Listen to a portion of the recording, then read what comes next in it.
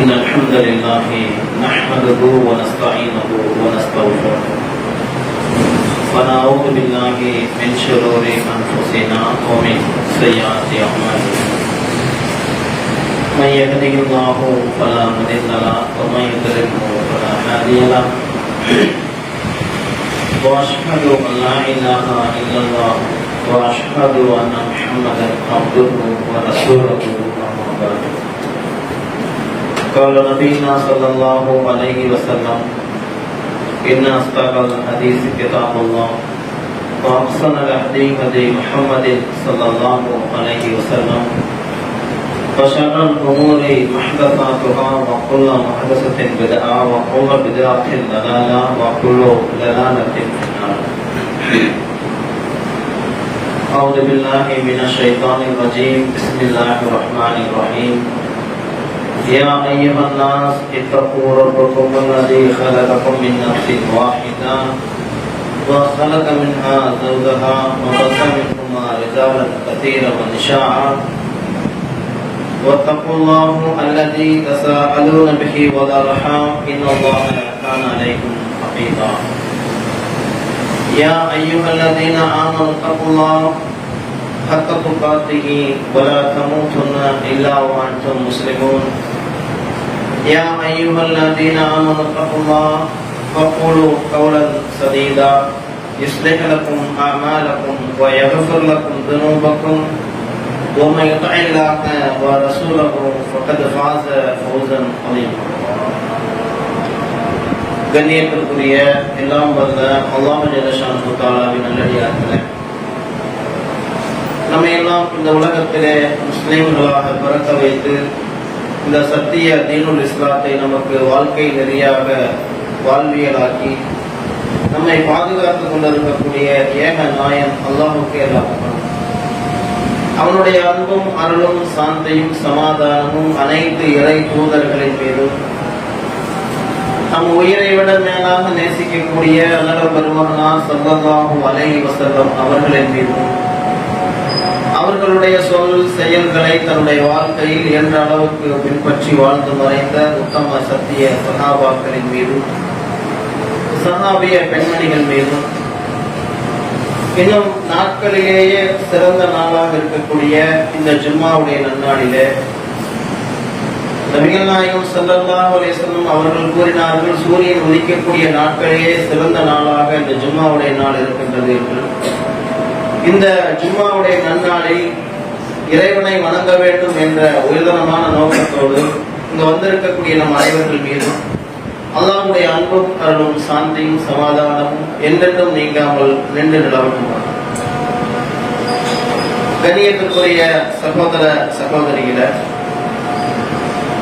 இந்த வாரம் ஜும்மா உரை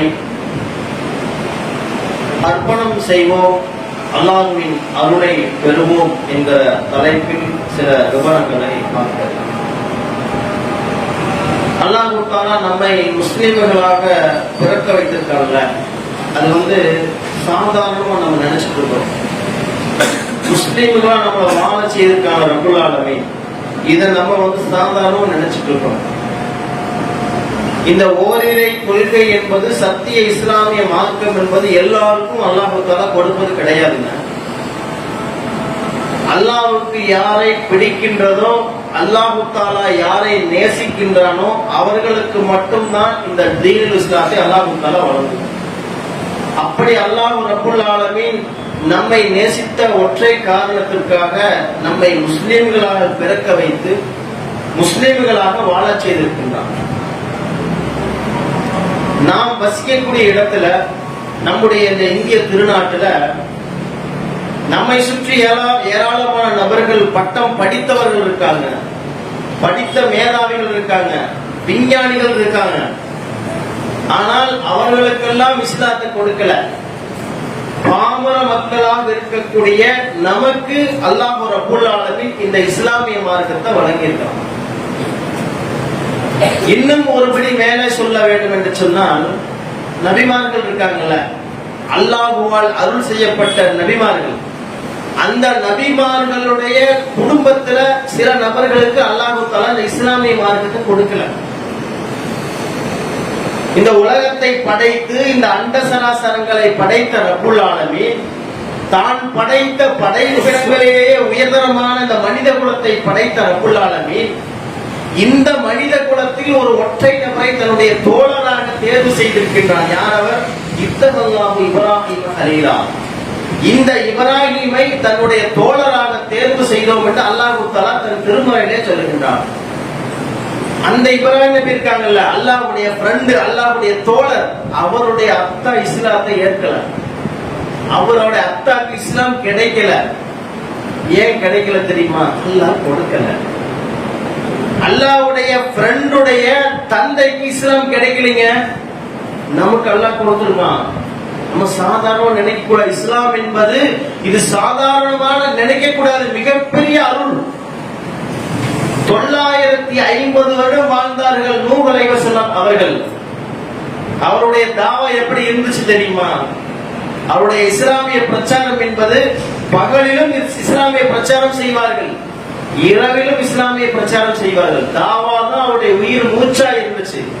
நூஹ் அலைஹிஸ்ஸலாம் அவருடைய தாவா. அவருடைய மகன் இருக்காங்கல்ல, மகனுக்கு இஸ்லாம் கிடைக்கல. வாழ்க்கையில இஸ்லாத்தை தன்னுடைய இறைவனுக்காக அர்ப்பணம் செய்த நூஹ் அலைஹிஸ்ஸலாம் அவர்களுடைய மகனுக்கு இஸ்லாம் கிடைக்கல. நமக்கு அல்லாஹ் கொடுத்திருக்கான். இவ்வளவு பெரிய அருள் தெரியுமா? நமக்கு அல்லாஹ் கொடுத்திருக்கான்ல, நம்ம என்ன செஞ்சிருக்கிறோம்? இஸ்லாமிய மார்க்கத்தை அல்லாஹு தஆலா யாரை நேசிக்கின்றானோ அவர்களுக்கு மட்டும்தான் கொடுப்பான். நமக்கு அல்லாஹு தஆலா கொடுத்திருக்கான்.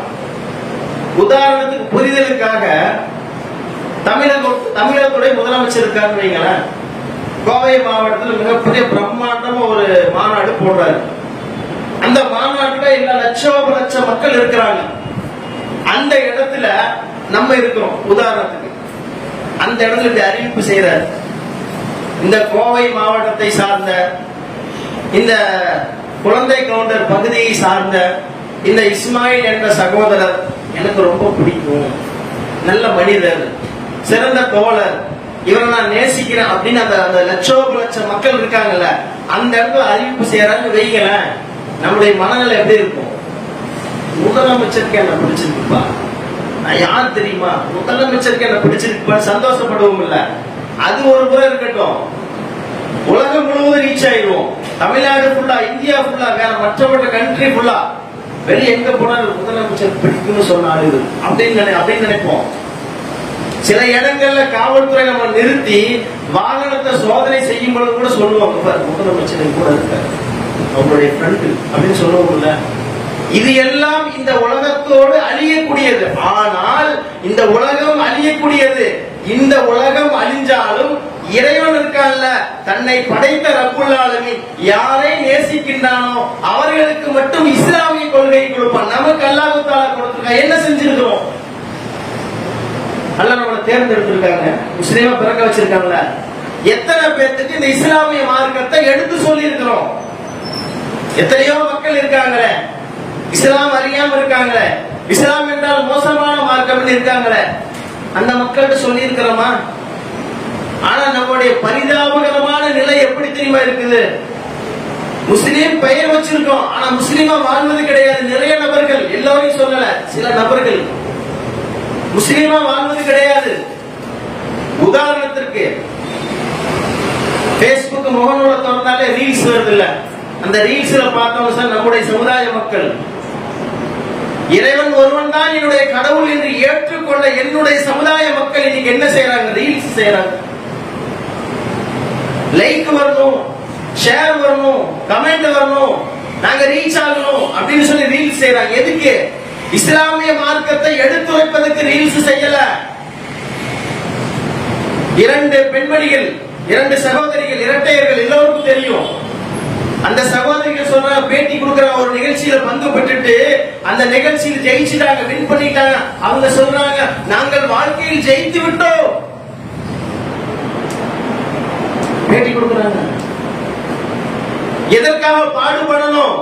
அல்லாஹ்வுடைய மார்க்கத்தை இத்தனை லட்ச மக்கள் இருக்காங்க, அவங்க நாங்க சொல்லிட்டோம் அப்படின்னு சொல்லல, வாழ்க்கையில் ஜெயித்து விட்டோம் என்று கொட்கிறார்கள் இரட்டையர்கள். முஸ்லிமாக பிறந்த நபர்கள், தாய் தந்தை முஸ்லீமாக இருக்கிறாங்க, சமுதாயம். நம்முடைய சமுதாயம் இப்படி இருக்குது.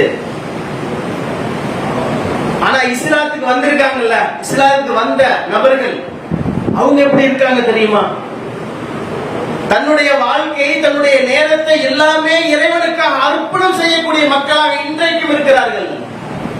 உதாரணத்திற்கு சகோதரி சபரிமாலா கடந்த 2 வருடங்களுக்கு முன்பாக இஸ்லாத்தை காதலித்து தன்னுடைய வாழ்க்கையை இஸ்லாமாக மாற்றிக்கொள்கிறார். தன்னுடைய பெயரை பாத்திமா என்று மாற்றிக்கொள் இஸ்லாத்தை ஏற்று பெயரை மாத்திட்டாங்க. 2 வருஷம் ஆச்சு இஸ்லாத்துக்கு வந்தவங்க. கரண்ட் நிலவரம் என்ன தெரியுமா? அந்த சகோதரர் கரண்ட் நிலவரம் என்ன தெரியுமா? ஒரு நாளைக்கு 100 நபர்களுக்கு தாவா செய்றாங்க. நான் சொல்றது ரொம்ப குறைவு. 100 நபர்களுக்கு இன்றைக்கு திருக்குறானில் இந்த வசனம் இதை சொல்கிறது, இது இதை காட்டுகிறது, இந்த நபிமொழி நமக்கு இதை சொல்கிறது என்று ஏராளமான நபர்களுக்கு இஸ்லாமிய மார்க்கத்தை எடுத்து சொல்லக்கூடிய வேலையை செய்யறாங்க. சபரிமாலா அவங்க பரம்பரை முஸ்லீமாக நாம் இருக்கிறோம் சொல்லிக்கலாம். எங்க அத்தா முஸ்லீம், எங்க அத்தாவோட அத்தாவோட அத்தா 6 தலைமுறை நாங்க முஸ்லீமுங்க சொல்லிக்கலாம். எங்க அம்மா முஸ்லீம், எங்க அண்ணிமா முஸ்லீம், அண்ணிமோட அம்மா முஸ்லீம், 5 தலைக்கட்டு நாங்க முஸ்லீமுங்க சொல்லிக்கலாம். என்ன புரியும்? என்ன செஞ்சிருக்கணும்? அல்லாஹ்வுக்காக என்ன அர்ப்பணம் செஞ்சிருக்கிறோம்? அல்லாஹ் நம்மளை தேர்ந்தெடுத்திருக்கானே, அல்லாஹ் நமக்கு அருள் செய்த காரணத்தினால்தான் இன்னைக்கு இஸ்லாமியா வாழ்ந்துட்டு இருக்கிறோம். என்ன செஞ்சிருக்கிறோம்? எத்தனை நபர்களுக்கு இஸ்லாமிய மார்க்கத்தை கொண்டு போய் சேர்த்தி இருக்கிறோம்? யோசிச்சு பாருங்க. இன்றைக்கு எத்தனையோ நபர்கள், நம்முடைய தொப்புள்கொடி உறவுகள், பிற மத சகோதரர்கள் எப்படி நினைக்கிறாங்க? இஸ்லாம் என்றால் மோசமான மார்க்கம், இஸ்லாம் என்றால் பயங்கரமான மார்க்கம் நினைக்கிறாங்களே, அந்த நன்மக்கள்கிட்ட சொல்லி இருக்கிறோமா? என்னுடைய தொப்புள்கொடி உறவே இஸ்லாமிய மார்க்கம் அன்பான மார்க்கம், அமைதியான மார்க்கம், அறிவுபூர்வ மார்க்கம் என்று சொல்லி இருக்கிறோமா? இஸ்லாம் என்றால் அத்தீனு அந்நசியா, இஸ்லாம் என்றால் பிறர் நலம் நாடக்கூடிய மார்க்கம் சொல்லி இருக்கிறோமாங்க? எத்தனை பேர் சொல்லி இருக்கிறோம்? பெரும்பாலும் சொல்லலே. இன்னைக்கு நம்ம குடும்பத்தை பத்தி ஒரு தப்பு தவறோ பேசலாம். இப்ப என் குடும்பத்தை பத்தி ஒரு தவறா வெளியே பிரச்சாரம் செய்யறான்னு வைங்களேன், நான் என்ன செய்வேன்? என் குடும்பத்தை பத்தி நீ சொல்றியா, நான் யார் தெரியுமா அப்படின்னு சொல்லி நிரூபிப்போம்ல. தவறு இருந்தா விட்டுருவோம், தவறு நிரூபிப்போம்ல. அல்லாஹ்வுடைய மார்க்கத்தை பத்தி தப்பும் தவறும் பிரச்சாரம் செய்யக்கூடியவர்கள் இரவு பகல் பாராமல் வேலை செய்யறாங்க. நம்ம இன்னைக்கு மௌனமா இருக்கிறோம். வர்றோம், 5 நேரம் தொழுகிறோம், தொழுது முடிச்சிட்டோம், அல்லாஹ்வுக்கு செய்ய வேண்டிய கடமை நிறைவேற்றிட்டோம் அப்படின்னு நினைச்சு சர்வ சாதாரணமா நம்ம கடந்து போறோம். அல்லாஹ் நாளைக்கு மறுமையில கேட்பாங்க, என்னங்க சொல்லுவோம்? என்ன சொல்லுவோம்? என்னுடைய தோழர் இப்ராஹிம் அவருடைய தந்தைக்கு இஸ்லாத்தை கொடுக்கல, உனக்கு கொடுத்தல, என்னப்பா நீ செஞ்ச?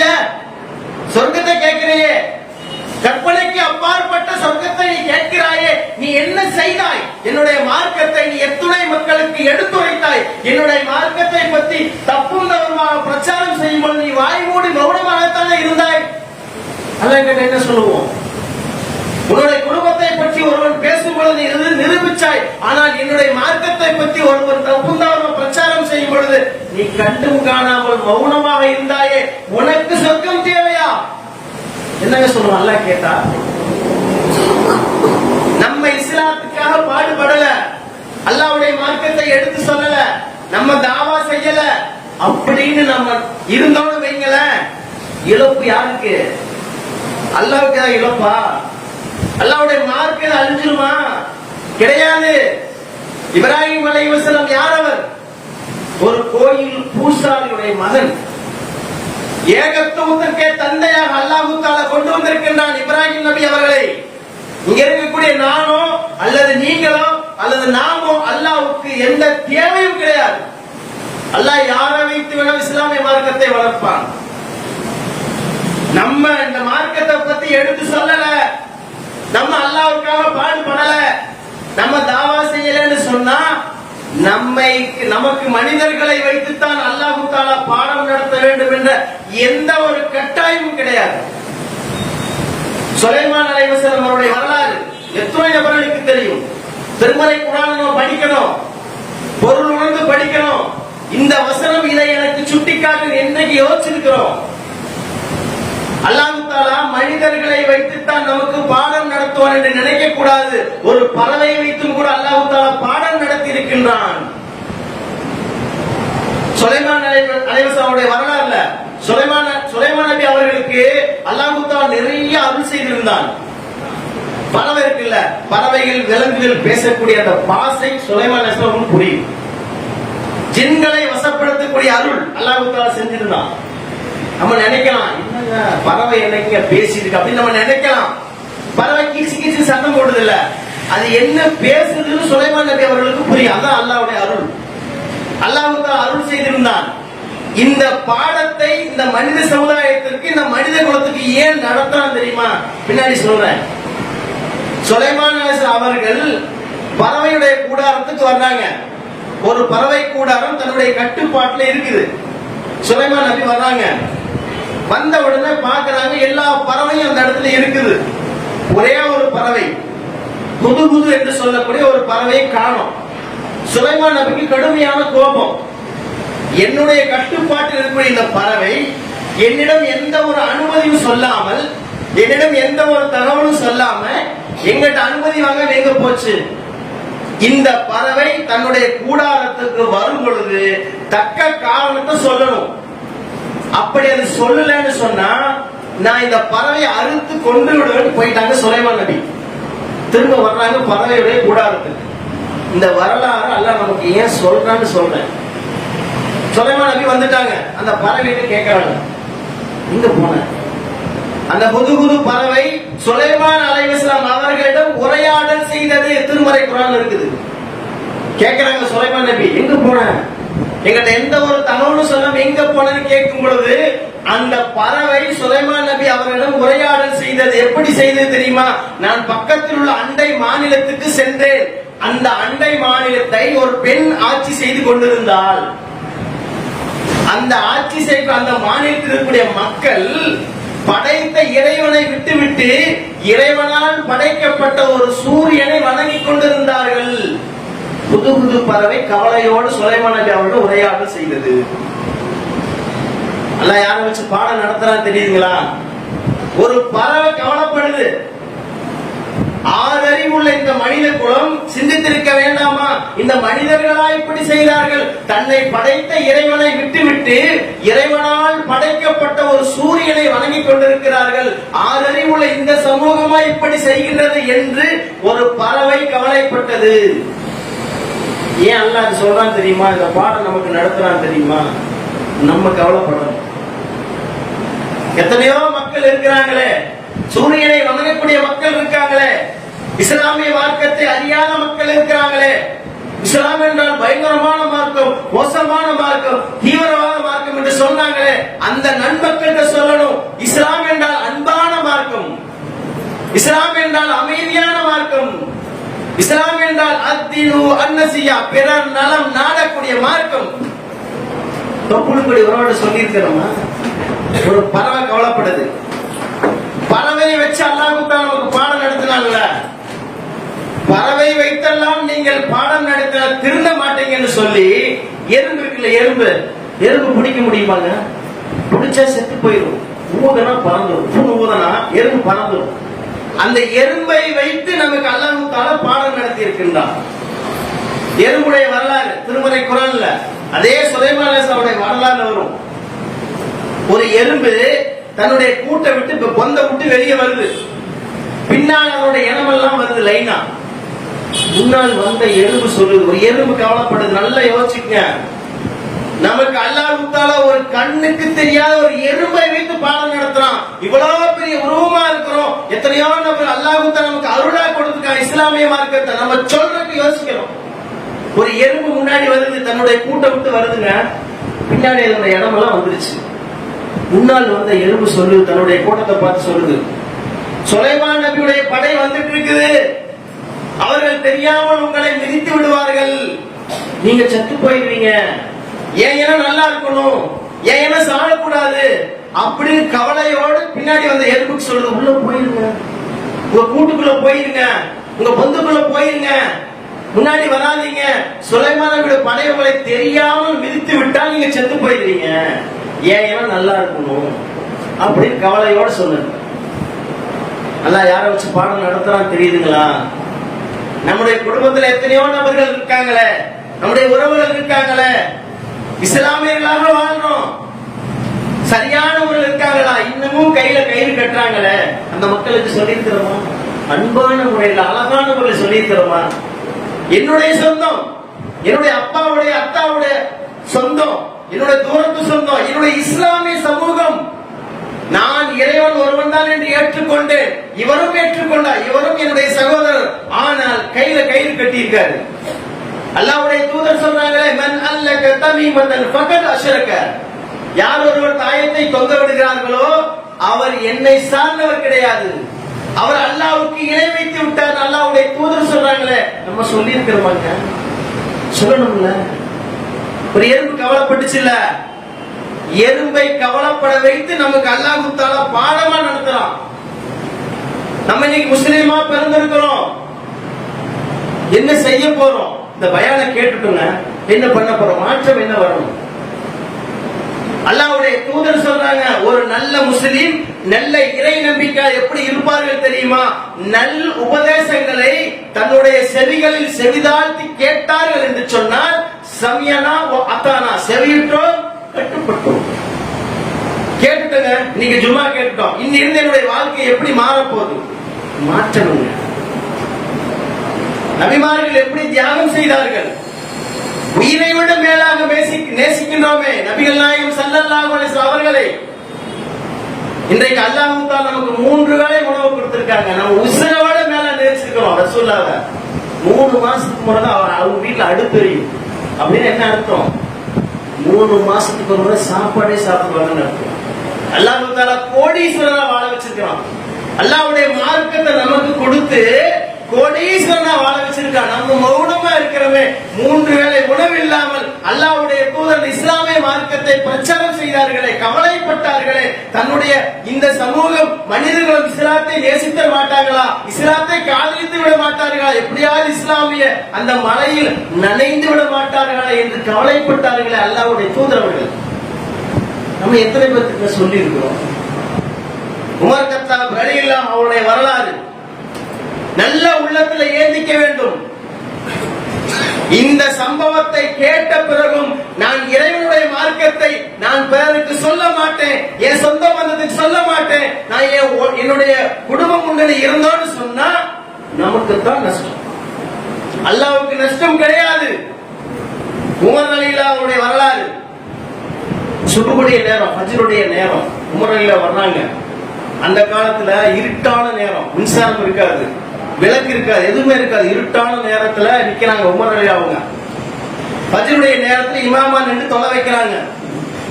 பின்னாடி வரிசையில நிறைய சஹாபாக்கள் நிக்கிறாங்க. அந்த கூட்டத்துல ஒரு யூதனும் நிக்கிறான். யூதன் என்ன செய்யறான்? தொழுகை செய்வது போல ஒரு பாவனை செய்யறான். தாம் மறைத்து வைத்திருந்த பிச்சுவா கத்தி, பெரிய கத்திங்க வச்சிருக்கான் யூதன். உமர் ரலியல்லாஹு அவங்க தொழுகை வைக்கிறாங்க. இவன் என்ன செய்யறான்? அந்த இருட்டான நேரத்துல அந்த யூதன் வந்து அந்த கத்தி எடுத்து குத்துறான். உமர் ரலியல்லாஹு அவங்கள குத்தன கத்தி முன்னாடி வந்துருச்சு, வெளியே. பின்னாடி குத்தனா முன்னாடி வந்துருச்சு. முன்னாடி வந்த உடனே குடல் எல்லாம் வெளியே வந்துருச்சு. இந்த சம்பவத்தை நல்லா கேளுங்க. குடல் வெளியே சரிஞ்சிருச்சுங்க. சஹாபாக்கள் எல்லாம் மிகப்பெரிய அதிர்ச்சி. உமர் ரலியல்லாஹு அவங்கள சரிச்சிட்டாங்க அப்படின்னு சொல்லி குத்துயிரும் புலையுருமா தன்னுடைய இல்லத்துக்கு கொண்டு போயிட்டாங்க. உமர் ரலியல்லாஹு அவங்கள இல்லத்துல வச்சுட்டாங்க. எல்லா சஹாபாக்களும் வர்றாங்க, பாக்குறாங்க, அழுகுறாங்க, கண்ணீர் மல்க போறாங்க. உமர் ரலியல்லாஹு அவங்க போக போறாங்க, பிரிய போறாங்கன்னு சொல்லி மிகுந்த வேதனையில இருக்காங்க. அந்த நேரத்துல ஒரு குவளையில பேரிச்சம்பழ சாறு கொண்டு வந்து கொடுக்கறாங்க உமர் ரலியல்லாஹு அவங்களுக்கு. அவங்க அதை வாங்கி குடிக்கிறாங்க. குடிச்ச உடனே அந்த குடல் கிழிஞ்சு வெளியே தொங்குது இல்லைங்க, அந்த இடத்துல வெளியே வடிஞ்சோடுது. சஹாபாக்களுக்கெல்லாம் ஒரு சந்தேகம், இது நம்ம கொடுத்த பேரிச்சம்பழ சாரா அல்லது உமர் ரலியல்லாஹு அவருடைய ரத்தமா தெரியலையே அப்படின்னு சொல்லிட்டு ஒரு குவளையில பால் கொண்டு வந்து கொடுக்கறாங்க. அந்த பாலை வாங்கி குடிக்கிறாங்க. அந்த குடல் கிழிஞ்சு வெளியே தொங்குது இல்ல, அதுல வடிஞ்சு ஓடுது பால். தியாகத்தின் ஊற்றாக திகழ்ந்தார்கள் உமர் ரலியல்லாஹு அவங்க. எப்படி உயிருக்கு போராடிட்டு இருக்காங்க. அந்த நேரத்துல நிறைய அன்சாரி தோழர்கள் வர்றாங்க, பார்த்துட்டு போறாங்க. ஒரு அன்சாரி தோழருடைய இல்லத்துக்கு வந்து பார்க்கறாங்க, பார்த்துட்டு வெளியே போறாங்க. உமர் ரலியல்லாஹு சஹாபாக்கள் சொல்றாங்க, அன்சாரி தோழர் பண்ணுங்க, வர சொல்லுங்க, நான் பார்க்கணும். கற்பனைக்கு அப்பாற்பட்ட தாவான்னு சொல்லுவாங்கல்ல, அது இதுதான். உமர் ரலியல்லாஹு வர்றாங்க, இல்லத்துக்கு இருக்கிறாங்க. அந்த அன்சாரி தோழர் வெளியே போயிட்டாங்க, அவங்கள வர சொல்றாங்க. பார்த்துட்டு போன அன்சாரி தோழர் வர்றாங்க. வந்த உடனே, தோழரே உங்களது கீழ ஆடை கையில் இருக்குல்ல வேஷ்டி, அது இறக்கணும் மாதிரி கட்டியிருக்காரு. வார்த்தையில சொல்ல முடியலைங்க. குடல் கிழிஞ்சு தொங்குது. தாவா செய்யற இஸ்லாமிய மார்க்கத்தை சொல்றாங்க.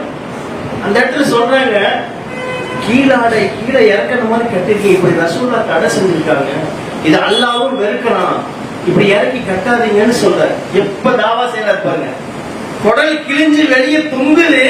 அந்த இடத்துல இஸ்லாமிய தாவா செய்யறாங்களே, யோசிச்சு பாருங்க நம்ம எப்படி இருக்கிறோம். இஸ்லாமிய மார்க்கத்தை எத்தனை பேருக்கு சொல்லி இருக்கிறோம். நாளைக்கு கேட்பாங்க, உமர் ரலியல்லாஹு ஏன் சொன்னாங்க தெரியுமா? அல்லாஹ்வுடைய தூதர் இறுதி பேருரை ஹஜ்ஜத்துல் வதால சொன்னாங்க. அல்லாஹ்வுடைய தூதர்கள், மக்களே, இங்க வந்திருக்கக்கூடிய மக்கள், வராத மக்களுக்கு சொல்லுங்கள், பல்லிஹு அன்னி வலவ் ஆயா, என்னிடமிருந்து ஒரே ஒரு செய்தி கிடைத்தாலும் எல்லா மக்களுக்கும் எடுத்து சொல்லுங்கள்னு சொன்னாங்களே. அந்த ஒற்றை சொல்லுக்காக உமர் அலி அவங்களுடைய உயிர் பிரிய போகின்றது. அப்பவும் தாவா செய்தார்கள், அப்பவும் மார்க்கத்துக்காக உழைச்சாங்க. இன்னைக்கு நம்மளுடைய நிலைமை எப்படி தெரியுமா? ஒரு தலைவலின்னு வைங்களேன், தலைவலியா இருக்குது, அல்லாஹ் நமக்கு அனுமதி கொடுத்துருக்கான், அப்புறம் தொழுகிறோம்.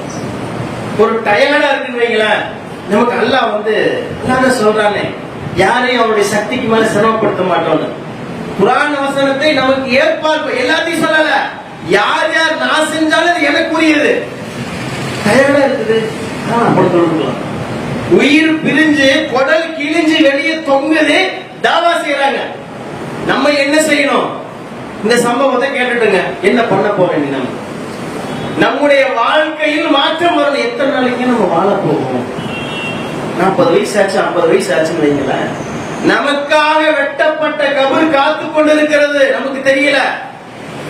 நேற்றைக்கு இருந்தவர் இன்றைக்கு இல்லை, இன்றைக்கு இருப்பவர் நாளைக்கு இல்லை. மரணம் நம்மை நோக்கி வந்து கொண்டே இருக்கிறது. எல்லோரும் மரணத்தை சந்திப்போம். மரணத்தை சந்திப்பதற்கு முன்பாக இந்த இஸ்லாமிய மார்க்கத்தை எத்தனை மக்களுக்கு எடுத்து சொல்லுவோம், எடுத்து சொல்ல போறோம். மங்களத்துல ஒரு சம்பவம் நடக்குதுங்க. கடந்த மாதத்துல ஒரு கறி கடைக்காரு, காலையில ஒரு 11 மணி இருக்கும், ஞாயிற்றுக்கிழமை, கடையில ஒரு கூட்டம். 11 மணிக்கு தன்னுடைய அந்த ஸ்டாஃப்ட சொல்லிட்டு, கொஞ்சம் இருப்பா, கடையை பார்த்துக்கோ, வீட்டுல போய் சாப்பிட்டு வந்தானே. 11 மணி ஆச்சு, ரொம்ப பசிக்குதுன்னு சொல்லி வீட்டுக்கு போறாரு. வீட்டுக்கு வந்துட்டார். தன்னுடைய மனைவிட்ட மா, ஒரு மாதிரியா இருக்குதுமா, நெஞ்ச கறிக்கிற மாதிரி இருக்குது, என்னன்னு தெரியலமா, எனக்கு சாப்பாடு அப்புறம் வச்சுக்கலாம், கொஞ்சம் ஒரு டம்ளர் தண்ணி கொடுமான்னு சொல்லி அந்த கறிக்கடைக்காரர் கேட்கிறாரு. அந்த தண்ணி கொண்டு அந்த மனைவி கொண்டு கொடுக்குறாங்க, தான் கணவர்கிட்ட கொண்டு கொடுக்குறாங்க. இல்ல தண்ணி அப்படின்னு சொல்லி கொடுக்குறாங்க. உடனே அவங்க வாங்க மாட்டேங்கிறார், அப்படியே உட்கார்ந்துருக்காரு. உட்கார்ந்த சேர்ல அப்படியே உட்கார்ந்தே இருக்காரு. அப்ப அந்த மனைவி சொல்றாங்க, தண்ணி கேட்டீங்களங்க, இந்தாங்க தண்ணி குடிங்க அப்படிங்கிறத வாங்க மாட்டேங்க. திரும்ப அவங்க சொன்னாங்க, என் மேல ஏதாவது கோபமா, சங்கடமா, இந்தாங்க தண்ணி கொடுங்கன்னா பேச்சே இல்ல. அந்த அம்மா என்ன சொல்லிட்டு அழுதாங்க தெரியுமா? கடைசியா எங்க ஒரு முடக்கு தண்ணி கூட குடிக்காம போயிட்டீங்கன்னு அழுதாங்க.